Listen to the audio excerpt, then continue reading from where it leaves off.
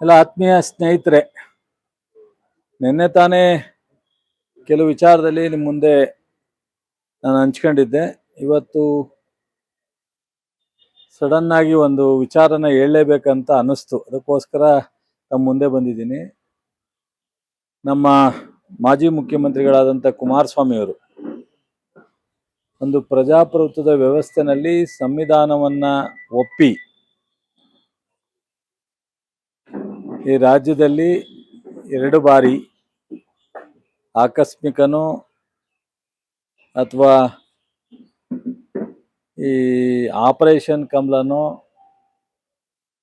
ಯಾವುದೋ ಒಂದು ರೀತಿನಲ್ಲಿ ಒಂದು ಮುಖ್ಯಮಂತ್ರಿ ಸ್ಥಾನದಲ್ಲಿ ಕೂತಿದ್ದಂಥವ್ರು.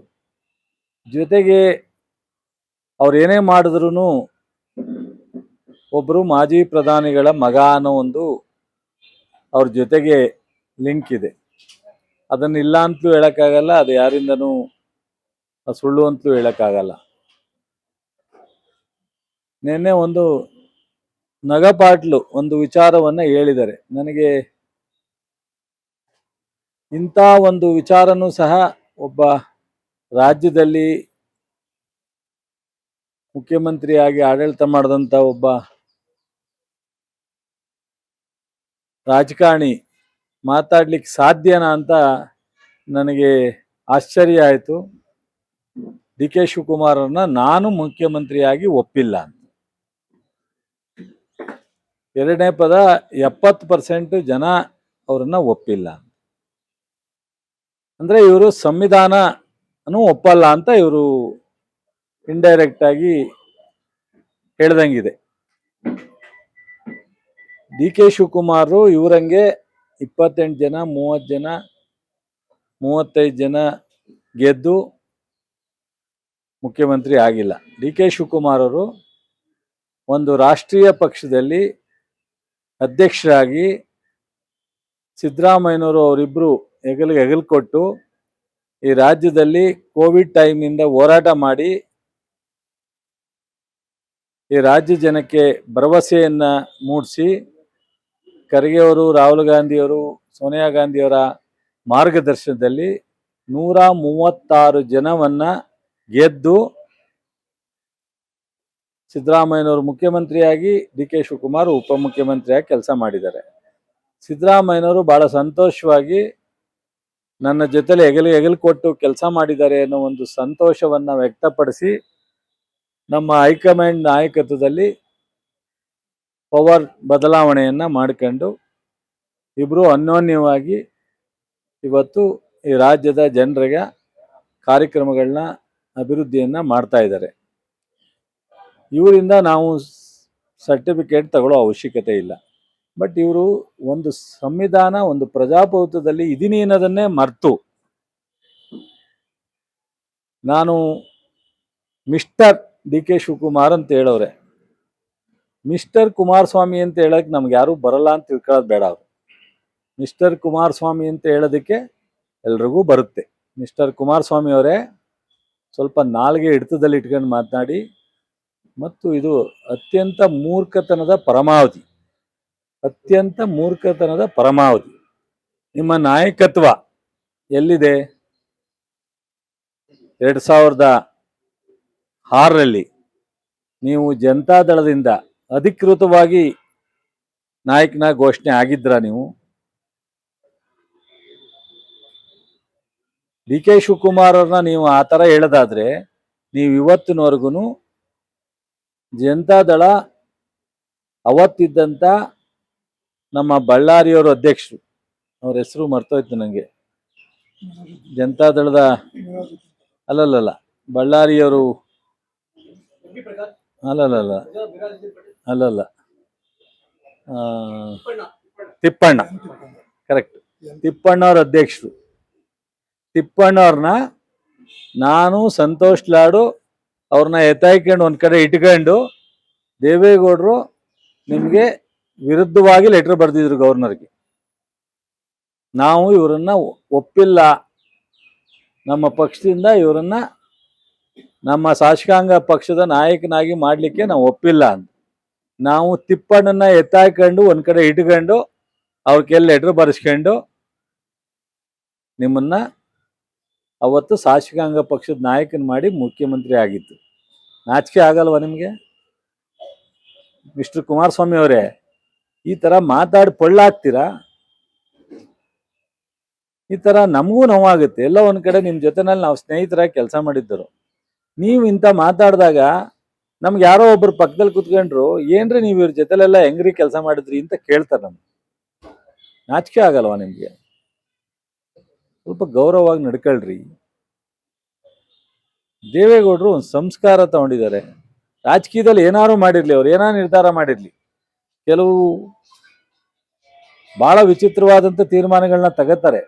ಆದ್ರೆ ಈ ತರ ನಿಮ್ಮ ತರ ಲಘುವಾಗಿ ಬಾಯಿಗೆ ಬಂದಂಗೆ ಮಾತನಾಡ್ತಕ್ಕಂಥದ್ದು ನಾನು ನೋಡಿಲ್ಲ. ಸ್ವಲ್ಪ ಸಂವಿಧಾನ, ಡೆಮಾಕ್ರಸಿ ಇವಕ್ಕೆಲ್ಲ ಬೆಲೆ ಕೊಡ್ತಕ್ಕಂಥದ್ದು ನಾನು ನೋಡಿದ್ದೀನಿ. ಒಬ್ಬ ರಾಜಕಾರಣಿಗಳು, ಜನಪ್ರತಿನಿಧಿಗಳು ಮಾತನಾಡಬೇಕಾದ್ರೆ ಎಚ್ಚರಿಕೆಯಿಂದ ಮಾತಾಡಬೇಕಾಗುತ್ತೆ.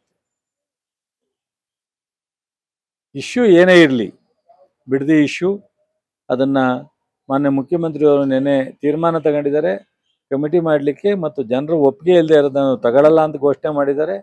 ಜನರು ಯಾರು ಒಪ್ತಾರೆ ಅದನ್ನು ಮಾತ್ರ ನಾವು ತಗೋತೀವಿ ಅಂತ ಹೇಳಿದ್ದಾರೆ. ಆದರೆ ಆ ಪ್ರಾಜೆಕ್ಟ್ ಮಾತ್ರ ಮುಂದುವರಿಸ್ತೀವಿ, ಅದು ನಿಧಾನ ಆದರೂ ಪರವಾಗಿಲ್ಲ, ಜನರ ಒಪ್ಪಿಗೆ ಇಲ್ದಲೆ ನಾನು ಯಾವುದೇ ಮೂವ್ ಮಾಡಲ್ಲ ಅಂತ ಹೇಳಿದರೆ ಅದು ಇಶ್ಯೂ ಒಂದು ಕಡೆ ಇರಲಿ, ನಾನು ಬೇರೆ ಡೈವರ್ಟ್ ಆಗ್ಲಿಕ್ಕೆ ಹೋಗಲ್ಲ. ಇವತ್ತು ಇವರು ಮೊದಲನೇ ಬಾರಿ ಆಪರೇಷನ್ ಕಮಲ ಯಡಿಯೂರಪ್ಪನವ್ರನ್ನ ಉಪಯೋಗಿಸ್ಕೊಂಡು ಅವತ್ತು ಹೆಂಗ್ ಮುಖ್ಯಮಂತ್ರಿ ಆದ್ರಿ ಸ್ವಲ್ಪ ನೆನೆಸ್ಕೊಳ್ಳಿ. ದೇವೇಗೌಡರು ನಿಮ್ಮ ಮುಖ್ಯಮಂತ್ರಿಯಾಗಿ ಶಾಸಕಾಂಗ ಪಕ್ಷದಲ್ಲಿ ವೋಟ್ ಆಫ್ ಕಾನ್ಫಿಡೆನ್ಸ್ ತಗೋಬೇಕಾದ್ರೆ ರೇವಣ್ಣವ್ರು ಬರಲಿಲ್ಲ, ಶಿಂದೆಯವರು ಎದ್ದೋದ್ರು ದೇವೇಗೌಡರ ಡೈರೆಕ್ಷನ್ಗೆ. ನೀವು ಈ ಸಂವಿಧಾನಾತ್ಮಕವಾಗಿ ಆಗಿರುವಂಥ ಮುಖ್ಯಮಂತ್ರಿನ ಹಂಗಾರೆ? ಅದಾದ ಮೇಲೆ ಮೊನ್ನೆ 37 ಸೀಟ್ ತಗೊಂಡಿದ್ರಿ 18ರಲ್ಲಿ. ಒಂದು ಕಡೆ ಮಾಯಾವತಿಯವರ ಅಲಯನ್ಸು, ಇನ್ನೊಂದು ಕಡೆ ಕೆಲವು ಕಡೆ BJPಯವರ ಸಪೋರ್ಟು. 37 ಸೀಟು ನಿಮ್ಮ ನಾಯಕತ್ವದಲ್ಲಿ ಜನತಾದಳದಿಂದ ನಿಮ್ಮನ್ನು ಅಧಿಕೃತವಾಗಿ ಘೋಷಣೆ ಮಾಡದೇ ಇದ್ರೂ ನಿಮ್ಮ ನಾಯಕತ್ವದಲ್ಲಿ ಇಲ್ಲಿವರೆಗೆ 2, 3, 4 ಚುನಾವಣೆ ಮಾಡಿದ್ದೀರಾ. ದೇವೇಗೌಡರ ಆಶೀರ್ವಾದನೂ ತಗೊಂಡು ಯಾವತ್ತೂ 37 ಸೀಟ್ಗಿಂತ ಹೆಚ್ಚು ಹೋಗಿಲ್ಲ. ನಾಚಿಕೆ ಆಗಲ್ವಾ ನಿಮಗೆ? ಒಂದು ರಾಷ್ಟ್ರೀಯ ಪಕ್ಷ 136 ಜನ ಗೆದ್ದು ಇವತ್ತು ಈ ರಾಜ್ಯದಲ್ಲಿ ಅಧಿಕಾರವನ್ನು ಭಾಳ ಅನ್ಯೋನ್ಯವಾಗಿ ಸಿದ್ದರಾಮಯ್ಯನವರು ಅವರು ಬದಲಾವಣೆ ಮಾಡ್ಕೊಂಡು ಆಡಳಿತ ಮಾಡ್ತಾ ಇರ್ತಕ್ಕಂಥ ಒಬ್ಬ ಮುಖ್ಯಮಂತ್ರಿಗಳ ಬಗ್ಗೆ ಲಘುವಾಗಿ ಮಾತನಾಡ್ತೀರಾ ಅಂದರೆ ನಿಮ್ಗೆ ಯಾರು ಬುದ್ಧಿ ಹೇಳೋರು ಇಲ್ವಾ? ನಿಮ್ಮ ತಂದೆ ಮಾರ್ಗದರ್ಶನ ಇಲ್ವಾ ನಿಮಗೆ? ಅಥವಾ ನಿಮ್ಮ ಪಕ್ಷದಲ್ಲಿ ಕೂತ್ಕೊಂಡು ಚರ್ಚೆ ಮಾಡಿ ನಿಮ್ಮ ತಪ್ಪು ಅಂತ ಹೇಳೋರು ಇಲ್ವಾ? ನನಗಂತೂ ನಾಚಿಕೆ ಆಗುತ್ತೆ. ಜೊತೆಗೆ ಎಲ್ಲೋ ಒಂದು ಕಡೆ ನಾವೆಲ್ಲ ಇದ್ದಂಥ ಪಕ್ಷ, ಒಂದಷ್ಟು ದಿವಸ ನಿಮ್ಮ ಜೊತೆನಲ್ಲಿ ನಾವು ಕೆಲಸ ಮಾಡಿದ್ದೀವಿ. ಇಷ್ಟೊಂದು ಲಘುವಾಗಿ ಮತ್ತು ಒಂದು ಒಕ್ಕಲಿಗ ಸಮಾಜ, ಇಡೀ ನಮ್ಮ ಸಮಾಜಕ್ಕೆ ನಿಮ್ಮ ಹೇಳಿಕೆಗಳು ತಲೆ ತಗ್ಸ್ತಕ್ಕಂಥದ್ದು. ನಿಮಗೆ ಇದರಲ್ಲೇ ಗೊತ್ತಾಗುತ್ತೆ ನಿಮ್ಮ ಹೇಳಿಕೆನಲ್ಲಿ ಎಷ್ಟು ಹೊಟ್ಟೆ ಕಿಚ್ಚನ್ನ DK ಶಿವಕುಮಾರ್ ಅವ್ರ ಬಗ್ಗೆ ಪಡ್ತಾ ಇದ್ದೀರಾ. 1 ತಿಂಗಳು 12-13 ದಿವಸ ಆಗಿದೆ ಅವರು ಮುಖ್ಯಮಂತ್ರಿಯಾಗಿ. ಅವತ್ತಿಂದ ಇವತ್ತವರೆಗೂ ನಿರಂತರವಾಗಿ ಒಂದಲ್ಲ ಒಂದು ವಿಚಾರದಲ್ಲಿ ಅವ್ರ ವಿರುದ್ಧ ನೀವು ಸ್ಟೇಟ್ಮೆಂಟನ್ನು ಬಿಟ್ಟು ನೀವು ಮಾಡಲಿಕ್ಕೆ ಪ್ರಯತ್ನ ಮಾಡ್ತಾ ಇಲ್ಲ. ನೀವು ಕೇಂದ್ರದ ಸಚಿವರಾಗಿ ನೀವೇನೇನು ಮಾಡಿದ್ದೀರಿ ಅಂತ ಗೊತ್ತಿದೆ. YK ರಾಮಾಯಣಂತರನ್ನು ಒಪ್ಪದೇ ಇರುವಂಥ ನೀವು, ಚಿಕ್ಕಮಗಳೂರಿನ ಗೋವಿಂದೇಗೌಡರನ್ನ ಒಪ್ಪದೇ ಇರುವಂಥ ನೀವು, SM ಕೃಷ್ಣ ಅವ್ರನ್ನ ಮತ್ತೆ ಮುಖ್ಯಮಂತ್ರಿ ಮಾಡಲಿಕ್ಕೆ ಒಪ್ಪದೇ ಇರುವಂಥ ನೀವು, KPSC ಚೇರ್ಮನ್ ಬಂದಾಗ ಚೇರ್ಮನ್ ಮಾಡ್ಲಿಕ್ಕೆ ಒಪ್ಪದೇ ಇರೋವಂಥ ನೀವು, ಉಪಲೋಕಾಯುಕ್ತ ಅವಕಾಶ ಬಂದಾಗ ಒಕ್ಕಲಿಗರನ್ನ ಮಾಡ್ಲಿಕ್ಕೆ ಒಪ್ಪದೇ ಇರೋವಂಥ ನೀವು, DK ಶಿವಕುಮಾರ್ನ ಒಪ್ಲಿಕ್ಕೆ ಸಾಧ್ಯನಾ ನೀವು? ಇಂಥ ಹೊಟ್ಟೆ ಉರಿ, ಹೊಟ್ಟೆ ಕಿಚ್ಚು, ಹಸಿವೆ ನಾನು ಪ್ರಪಂಚದಲ್ಲಿ ಯಾರು ನೋಡಲ್ಲ. ಕಂಡ್ರೋ ಕಾಣ್ದಂಗೋ ಯಾರೋ ಒಬ್ಬ ನಮ್ಮನ್ನು ಆದ್ನಲ್ಲ ಅಂತೇಳಿ ಖುಷಿ ಪಟ್ಕೊಂಡು ಹೋಗ್ತಕ್ಕಂಥದ್ದನ್ನ ನಾನು ನೋಡಿದ್ದೀನಿ ಇವತ್ತಿನ ವ್ಯವಸ್ಥೆನಲ್ಲಿ. ಆದರೆ ನೀವು ಇಷ್ಟೊಂದು ಕೆಟ್ಟ ಒಂದು ಮನಸ್ಥಿತಿಯನ್ನು ಇಟ್ಕೊಂಡಿದ್ದೀರಲ್ಲ. ಆದ್ರೂ ನಮ್ಮ ಡಿ ಕೆ ಶಿವಕುಮಾರ್ ಅವರು ನಿಮ್ಗೆ ಒಳ್ಳೇದಾಗಲಿ ಅಂತ ಹೇಳೋರು ನೇನೆ ಪ್ರೆಸ್ ಮೀಟಲ್ಲಿ. ಅಣ್ಣ ಅಂತ ಹೇಳವ್ರೆ, ನಿಮ್ಗೆ ಒಳ್ಳೇದಾಗ್ಲಿ, ನಿಮ್ಮ ವಿರುದ್ಧ ನಾನು ಯಾವತ್ತೂ ಕೆಟ್ಟದನ್ನು ಬಯಸಲ್ಲ ಅಂತ ಹೇಳಿದ್ದಾರೆ. ಕಲ್ತ್ಕೊಳ್ರಿ ಒಂದಷ್ಟ. ವಯಸ್ಸಲ್ಲಿ ಅವ್ರಿಗಿಂತ ಒಂದು 3 ವರ್ಷ ದೊಡ್ಡವರಿದ್ದೀರ. ನಾನು ಡಿ ಕೆ ಶಿವಕುಮಾರ್ ಅವರು ಒಂದೇ ಏಜು, ನೀವು ನಮಗಿಂತ ಒಂದು 3 ವರ್ಷ ದೊಡ್ಡವರಿದ್ದೀರ. ಕಲ್ತ್ಕೊಳ್ರಿ ಒಂದು ಸ್ವಲ್ಪ. ಅವ್ರಿಗೆ ಒಂದು ಪಕ್ಷ ಇದೆ, 136 ಜನ ಅವ್ರ ಜೊತೆನಲ್ಲಿ ಶಾಸಕರಿದ್ದೀವಿ. ಅವ್ರು ಮಾತಾಡೋ ರೀತಿ 20 ಜನ ಇಲ್ಲ, ನೀವು ಮಾತಾಡ್ತಿರಲ್ರಿ. ಮತ್ತೆ ಯಾವತ್ತಾರು ಈ ರಾಜ್ಯದಲ್ಲಿ 100 ಜನ 50 ಜನನ ದಾಟಕ್ಕಾಗತ್ತೇನ್ರಿ? ನಿಮ್ಗೆ ದಾಟ್ತೀರೇನ್ರಿ? 3 ಸಾರಿ ಹೇಳಿದ್ರಿ, 2018ರಲ್ಲಿ ಹೇಳಿದ್ರಿ ನಾನು ಏಕಾಏಕಿ ಬರ್ಲಿಲ್ಲ ಅಂದ್ರೆ ಡಿಸಾಲ್ವ್ ಮಾಡ್ತೀನಿ ಅಂತ. ಮಾಡಿದ್ರೇನ್ರಿ? 23ರಲ್ಲಿ ಹೇಳಿದ್ರಿ ಪೂರ್ಣ ಸರ್ಕಾರ ಬರ್ದೆ ನಾನು ಯಾರ ಜೊತೆಲೂ ಸರ್ಕಾರ ಮಾಡಲ್ಲ ಅಂತ. ಡಿಸಾಲ್ವ್ ಮಾಡಿದ್ರೇನ್ರಿ? ಕರುಣಾನಿಧಿ ಮಗನ್ ಹೋಗಿ ನೋಡ್ರಿ, ಹೋಗುವಂತ ಟ್ಯೂಷನ್ ತಗೊಂಬಂದ್ರಿ. ಅವ್ರ ತಂದೆ ಸತ್ತ ಮೇಲೆ ಪೂರ್ಣ ಪ್ರಮಾಣದ ಸರ್ಕಾರ ಮಾಡ್ತಾರೆ ಡೆಮಾಕ್ರಸಿನಲ್ಲಿ ಗೆದ್ದು. ಚಂದ್ರಬಾಬು ನಾಯ್ಡು ವಿರುದ್ಧ ರಾಜಶೇಖರ ರೆಡ್ಡಿ ಮಗ ಜಗನ್ನು ಪಕ್ಕದ ಆಂಧ್ರದಲ್ಲಿ ಸಂಪೂರ್ಣ ಮೆಜಾರಿಟಿ ತಗೊಂಡು ಸರ್ಕಾರ ಮಾಡ್ತಾರೆ. ಏನ್ ದೇವೇಗೌಡರ ಮಗನಾಗ ನೀವು ಮಾಡ್ರ ಸಾಧನೆ? ಹೆಗಡೆ, ಬೊಮ್ಮಾಯಿ, ದೊಡ್ಡ ದೊಡ್ಡ ನಾಯಕರು ಕಟ್ಟಿದ ಪಕ್ಷ ಏನೋ ಮಾಡಿ ನಮ್ಮಂತವ್ರು ಒಂದಷ್ಟು ಜನ ಇಟ್ಕೊಂಡು ಕಿತ್ಕೊಂಡ್ರಿ ಪಕ್ಷನ. ದೇವೇಗೌಡರು ನಿಮ್ಗೇನು ಸಂತೋಷವಾಗಿ ಕೊಡ್ಲಿಲ್ಲ, ಆದ್ರೆ ಏನ್ ಸಾಧನೆ ಮಾಡಿದ್ದೀರಾ?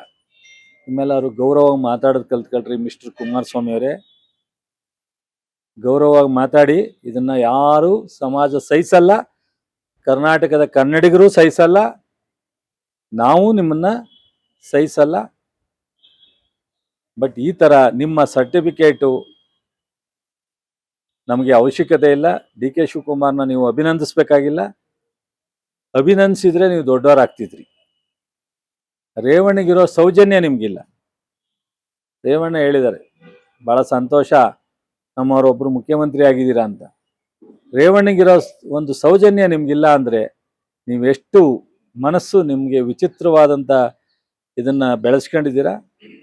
ಸೊ ಇನ್ನು ಮುಂದಾದರೂ ನಾನು ಎಕ್ಸ್ಪೆಕ್ಟ್ ಮಾಡೋಕ್ಕಾಗಲ್ಲ ನಿಮ್ಮಿಂದ ಒಳ್ಳೆಯದನ್ನ. ಆದರೂ ಸಹ ಒಂದು ದೇವೇಗೌಡರಿಗೆ, ಜನತಾದಳಕ್ಕೆ ಒಂದಷ್ಟು ಗೌರವ ಇತ್ತು, ಅದನ್ನ ಇನ್ನೂ ಜಾಸ್ತಿ ಕಳಿಬೇಡಿ, ಹರಾಜಾಕ್ಬೇಡಿ. ಗೌರವವಾಗಿ ನಡ್ಕೊಂಡು ಗೌರವವಾಗಿ ಮಾತನಾಡಿ. ನಿಮ್ಮ ಸರ್ಟಿಫಿಕೇಟು ನಮ್ಮ ಡಿ ಕೆ ಶಿವಕುಮಾರ್ ಅವ್ರಿಗೆ ಅವಶ್ಯಕತೆ ಇಲ್ಲ. ಇದನ್ನು ಹೇಳ್ತೀರಾ ಗೊತ್ತಿದೆ. ಮಂತ್ರಿಮಂಡಲ ಎಕ್ಸ್ಪೆನ್ಷನ್ ಆಗಿಲ್ಲ, ಮಂತ್ರಿ ಆಗಲಿ ಅಂತ ಹೇಳಿ ಡಿ ಕೆ ಶಿವಕುಮಾರ್ ಅವರು. ನಾನು ಯಾವತ್ತೂ ಯಾರ ಹಿಂದೆ ಚಮಚಾಗಿರಿ ಮಾಡಿದವನಲ್ಲ. ನೀವು ಇದೇ RSSನ, ಇದೇ ಮೋದಿಯವ್ರನ್ನ ಯಾವ ಮಟ್ಟಕ್ಕೆ ಬೈದಿದ್ರಿ? ಇವತ್ತು ಅಧಿಕಾರ ಉಳಿಸ್ಕೊಳ್ಳೋಕ್ಕೋಸ್ಕರ ಅಲ್ವಾ ನೀವು RSSನ್ನ, ಮೋದಿಯವ್ರನ್ನ ಇವತ್ತು ಉಳ್ಕೊಂಡು ಕೂತಿರೋದು? ನಿನ್ನೆ ನಮ್ಮ ಬಾಲು ಬಗ್ಗೆ ಅವನು ಯಾರೋ ಒಬ್ಬ ಲೋಕಲ್ ಶಾಸಕ ರೀ, ಶಾಸಕರಾಗೆ ಮುಖ್ಯಮಂತ್ರಿ ಆಗೋದು, ಲೋಕಸಭಾ ಸದಸ್ಯರಾಗೆ ಪ್ರೈಮ್ ಮಿನಿಸ್ಟರ್ ಆಗೋದು, ನೇರವಾಗಿ ಯಾರು ಆಗಕ್ಕಾಗಲ್ಲ. ಯಾರೋ ಒಬ್ಬ ಶಾಸಕ. ಏನ್ ನಿಮ್ ನಾಲಿಗೆ ಇಟ್ಕೊಂಡು ಮಾತಾಡ್ರಿ. ನಮ್ಗೆ ನಿಮ್ಗಿಂತ ಮಾತುಗಳನ್ನ ಆಡೋದು ನಮ್ಗೆ ಗೊತ್ತಿದೆ. ನಾನು ಎಷ್ಟೋ ಸರಿ ಹೇಳಿದ್ದೀನಿ, ಯಾವ್ದಾರ TV ಮುಂದೆ ಬನ್ನಿ, ಡಿ ಕೆ ಶಿವಕುಮಾರು ಬೇಡ, ಇನ್ನೊಬ್ರು ಬೇಡ, ನಾನು ಒಬ್ಬನೇ ಬರ್ತೀನಿ. ಅಸೆಂಬ್ಲಿಲಿ ಇತ್ತು, ಅವಕಾಶ ತಪ್ಪೋಗಿದೆ, ಇಬ್ರು ನೇರ ಮಾತಾಡೋ ಅಂಥದ್ದು, ಬನ್ನಿ ಅಂತ ಹೇಳಿದ್ದೀನಿ. ಬನ್ನಿ ಮಾತನಾಡೋಣ, ಅಲ್ಲಿ ಏನೇನು ಕೇಳ್ತೀರಾ ನಾನು ಉತ್ತರ ಕೊಡ್ತೀನಿ. ಅದನ್ನ ಬಿಟ್ಟು ಗೌರವವಾಗಿ ನಡ್ಕೊಳ್ಳಿ. ಸಮಾಜ ನೋಡ್ತಾ ಇದೆ. ಕುವೆಂಪು ಅವರು ಅಂತವರು, ಬಾಲಗಂಗಾಧರ ಸ್ವಾಮೀಜಿ ಅಂತವರು, ಕೆಂಪೇಗೌಡರು ಅಂತವರು, ಸೌಕಾರ್ ಚೆನ್ನೈನ ಅಂತವರು,